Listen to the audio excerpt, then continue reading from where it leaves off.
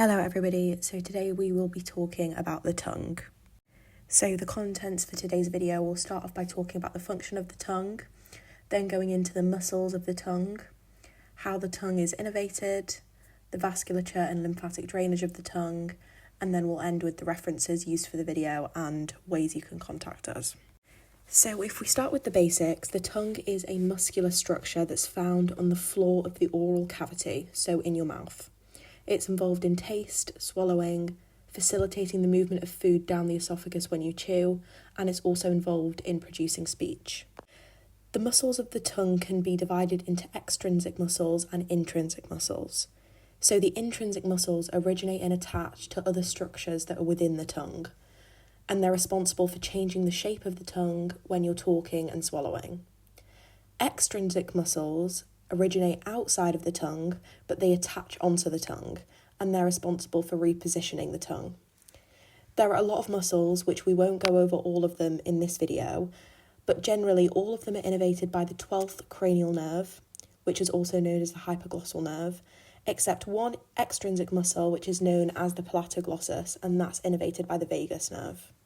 One particularly important extrinsic muscle is called the genioglossus, and it's important because it comprises the majority of the bulk of your tongue, and it's responsible for tongue protrusion.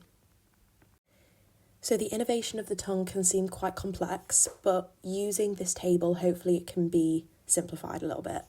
So we've already discussed that the motor innervation is mainly from the hypoglossal nerve, with some help from the vagus. For the sensory, we need to divide the tongue into thirds and look at the anterior 2/3 and posterior third separately. In terms of the type of sensory innervation, we're looking at taste and then general sensation, which were also innervated by different nerves. So for the anterior 2/3, the taste is innervated by the facial nerve, also known as cranial nerve 7, and the general sensation of the anterior 2/3 is by the trigeminal nerve, specifically the lingual nerve, which is a branch of the maxillary nerve. And the posterior third, both taste and sensation are innervated by the glossopharyngeal nerve, also known as cranial nerve 9. So the tongue is supplied by the lingual artery, which is a branch of the external carotid artery, and it's drained by the lingual vein. In terms of the lymphatic drainage, again, the anterior 2/3 and posterior third of the tongue have slightly different drainage pathways.